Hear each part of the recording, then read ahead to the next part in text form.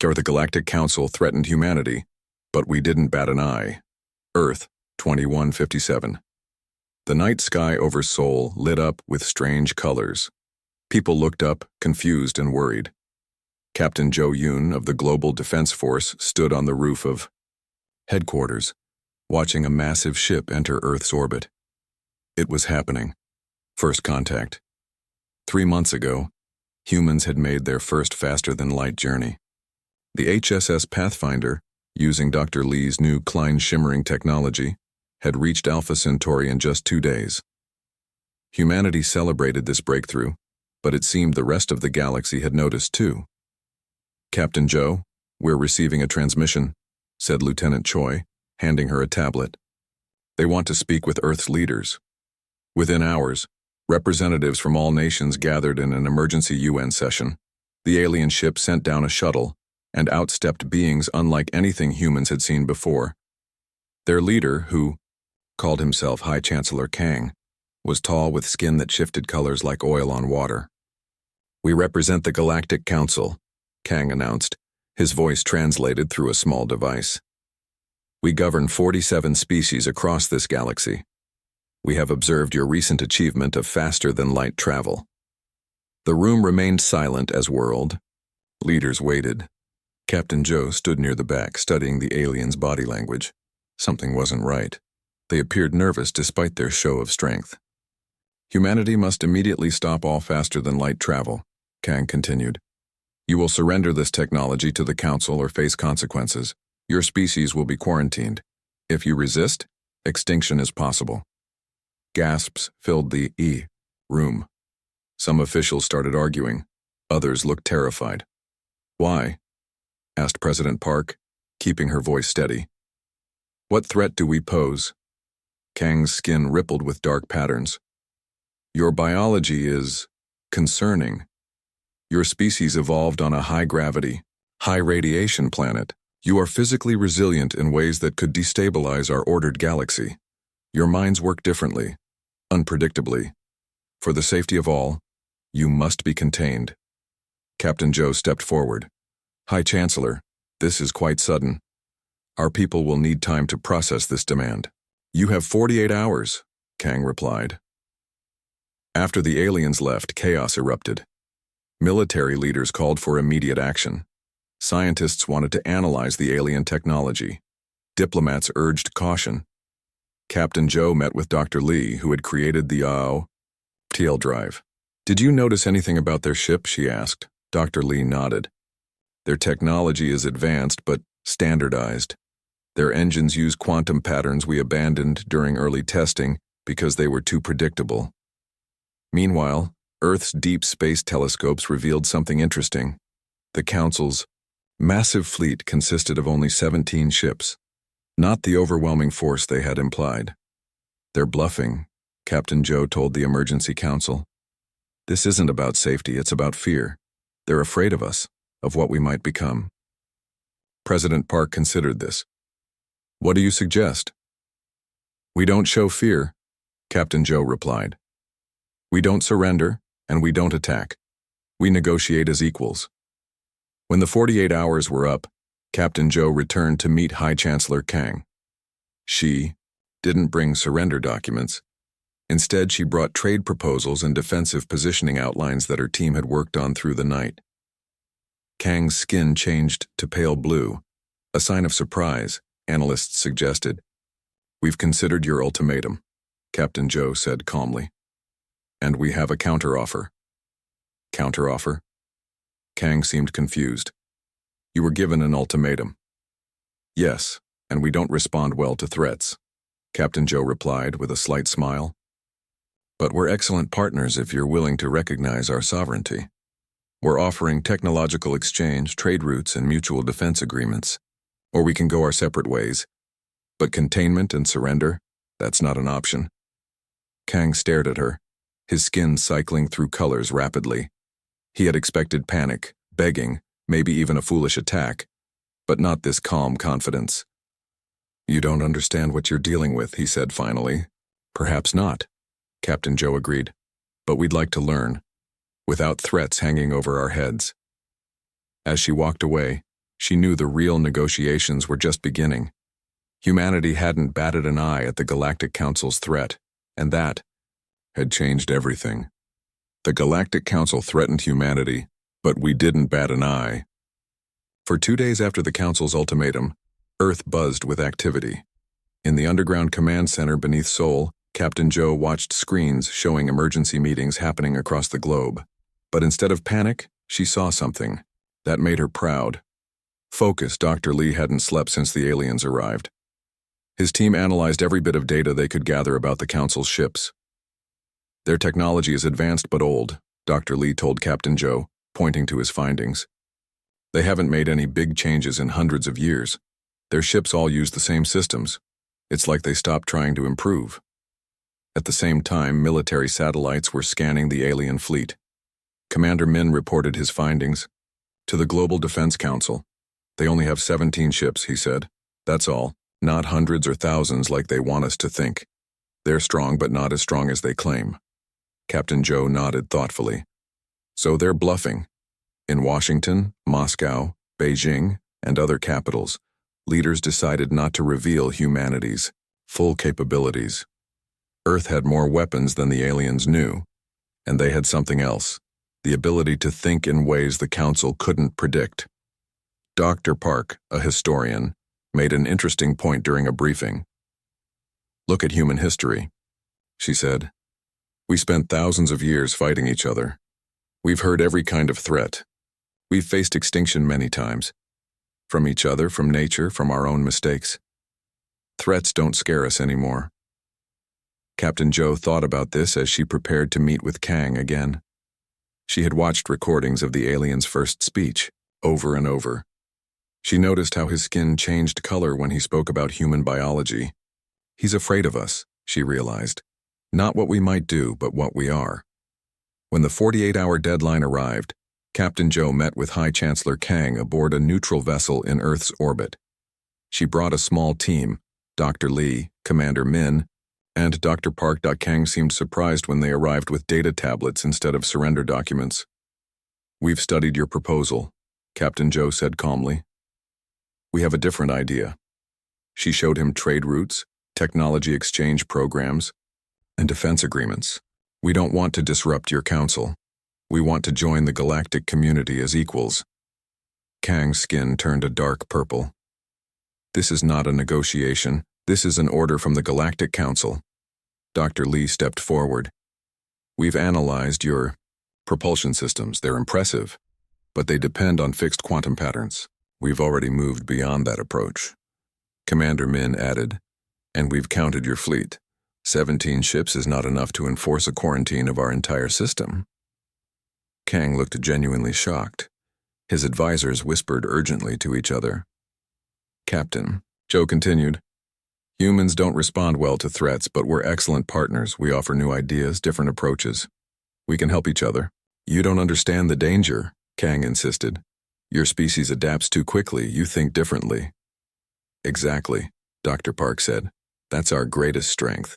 We've survived on a harsh planet by learning to work together despite our differences. We've turned competitors into allies. We can do the same with you. As they talked, signals came in from Earth. 3 council ships had attempted to scan deeper into Earth's defense systems and encountered advanced firewalls they couldn't break. 2 more tried to analyze human physiology in detail and discovered humans could survive conditions that would kill many alien species. Most surprising to the aliens was when they accessed public records of Earth's history.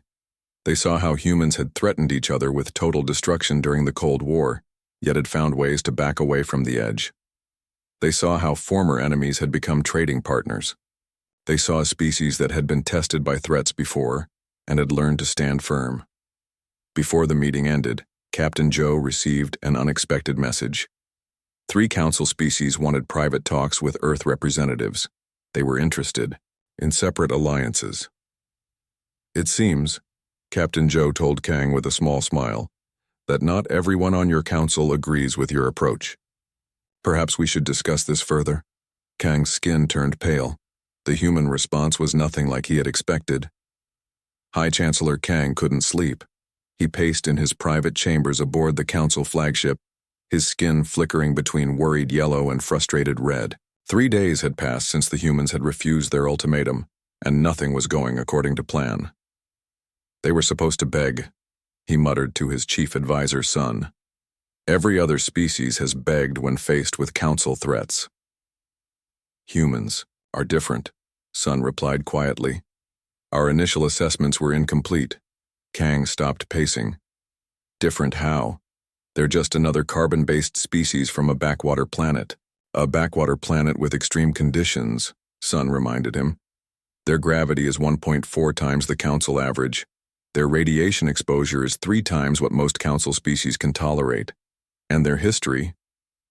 Sun touched a control panel, displaying Earth's historical records the council had gathered. They've survived multiple near-extinction events. Their nations threatened each other with complete destruction for decades using weapons they called nuclear. Yet they stepped back from the edge every time. On Earth, Captain Joe met with her team to review what they had learned about the council. Dr. Lee showed her scans of the alien ships. Their technology is standardized across all species, he explained. Same engines, same weapons, same communication systems. It's efficient but predictable, Commander Min added, and they rely on central control. Their ships don't make decisions independently, they wait for orders. Captain Joe nodded. So they lack creativity, they follow patterns. Exactly, Dr. Lee said. That's why our FTL drive surprised them. We approached the problem differently. Meanwhile, a young council aide named Tay had been assigned to gather more data on humans. He attempted to access Earth's defense networks, expecting easy entry. Instead, he encountered security systems unlike anything in council space. Adaptive, changing, almost learning as he tried to break through. After 6 hours, he gave up and reported his findings to Kang. Their cybersecurity is remarkable, Tay explained. It's not just strong. It changes to counter each attempt. It's like it was thinking. Thinking. That's impossible, Kang snapped. Not for humans, Sun interjected. Our deeper scans show something incredible about their brains. They form new neural pathways constantly. They adapt within a single lifetime, not just over generations. On another council ship, Medical Officer Yun had completed her analysis of human physiology. Her findings disturbed her. They can survive radiation that would kill us, she reported, to her commander. Their bones are denser, their wounds heal faster, they can go without water for days, without sleep for even longer. Are they a threat? Her commander asked. Yun considered this. Not necessarily, but they're survivors. And they know it. In secret meetings away from Kang's supervision, representatives from 3 council species, the Bei, the Nam, and the Ryu, approached Earth's diplomatic team.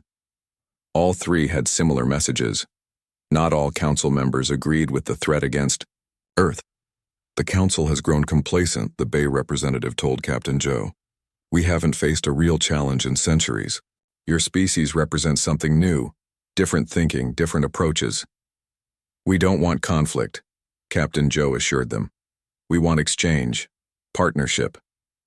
The Nam representative, a small being with 6 limbs, seemed relieved.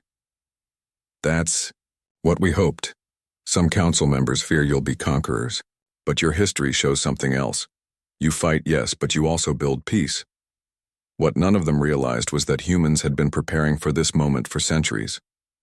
Through science fiction stories, scientific research, and military planning, Earth had imagined countless scenarios for first contact.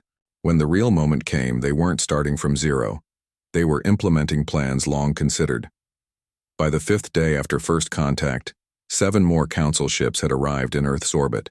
But at the same time, human ships using the Klein Shimmering Drive had quietly departed Earth, heading to various star systems, just in case.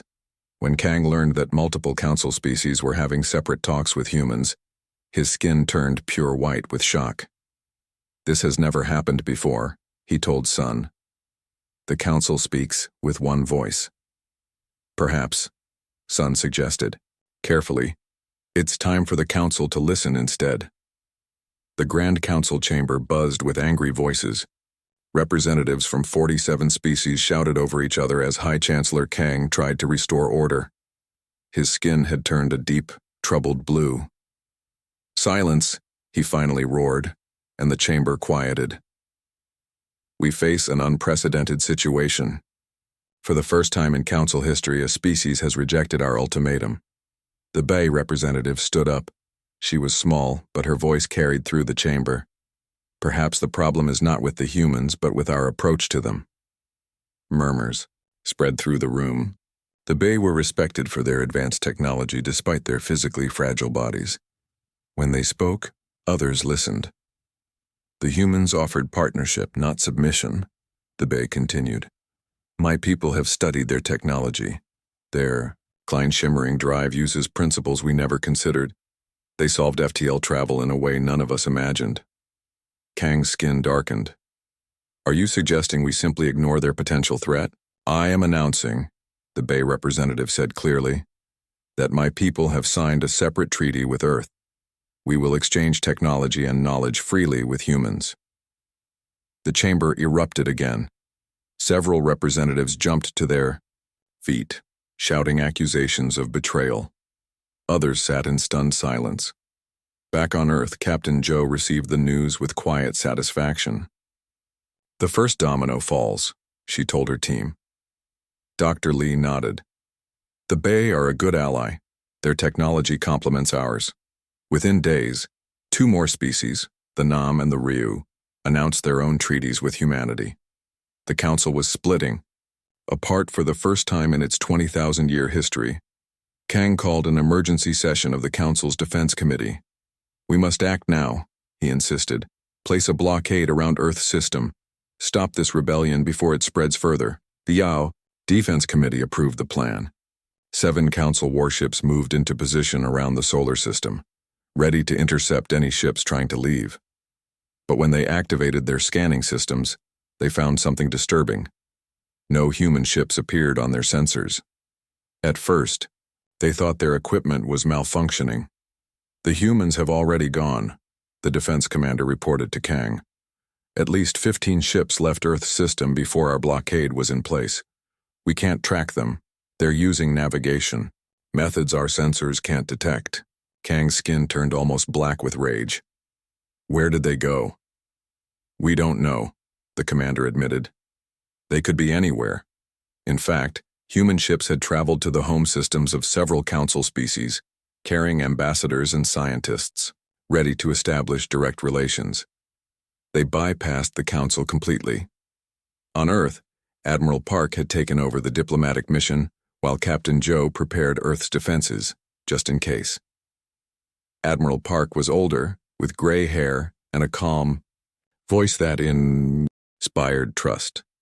When Kang demanded an emergency meeting with Earth's leaders, Admiral Park agreed to meet him aboard a neutral station. "You're destroying the Council," Kang accused as soon as they were alone. "A system that has maintained peace for 20,000 years. Admiral Park shook his head. "We're not destroying anything. We're offering something new. The Council ruled through fear and control. We're offering cooperation and mutual respect. Half the Council now seeks alliance with you rather than with us," Kang said bitterly.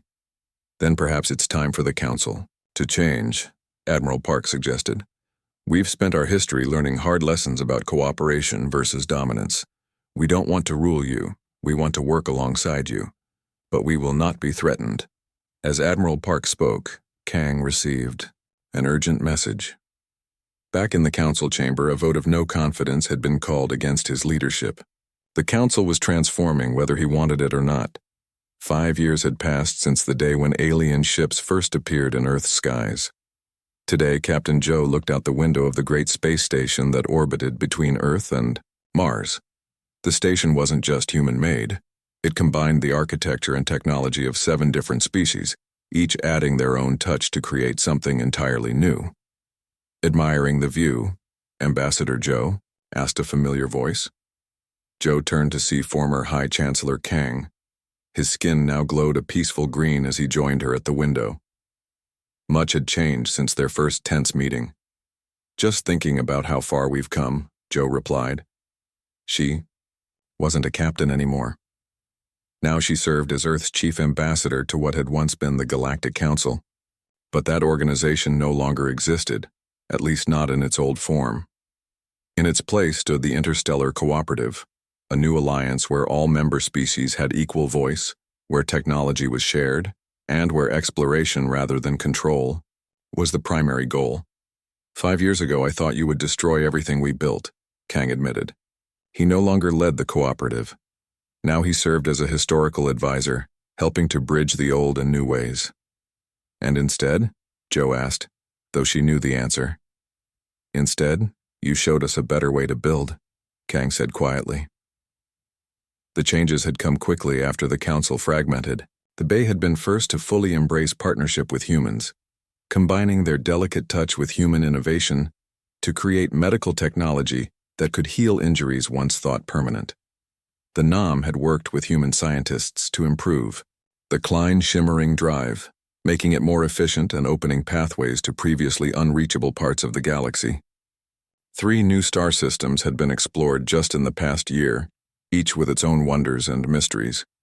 Even species that had initially feared humans the most, like Kang's people, had eventually recognized the benefits of cooperation, though it hadn't been an easy journey. There's a ship coming in, Jo observed, pointing to a bright light approaching the station. The Pathfinder 2. This wasn't the same Pathfinder that had made humanity's first FTL journey. This ship was larger, built by human hands but incorporating technology from 5 different species. Its crew was equally mixed, humans working alongside beings from across the galaxy. They've been to the center of the galaxy, Kang noted. No council ship ever ventured that far. Because they were afraid of what they might find? Jo asked. Kang's skin rippled thoughtfully. Because we stopped looking for anything new. We built our council on the idea that stability was the highest goal, that change was dangerous. But change is inevitable, Jo said. Better to shape it than fear it. Below them, Earth continued its own transformation. The arrival of alien technology had helped humans solve some of their oldest problems. Clean energy was now abundant, diseases that once seemed incurable were being treated, and the planet's damaged environment was healing. In return, humanity had shared its unique perspective, its art, its music, its endless creativity and adaptability. Many council species had lived in unchanging societies for thousands of years. Humans showed them new possibilities, new ways to grow. Later that day, Jo and Kang attended a meeting of the cooperative's leadership. Representatives from 39 species gathered around a circular table, the old council's hierarchy replaced by a system where all had equal voice. We have new applications for membership, announced the chairperson. 3 more species wished to join our cooperative. There was a time when new species were rarely allowed into the council, forced to wait centuries to prove their worthiness. Now the process was open, welcoming. As the meeting ended, Kang approached Jo privately.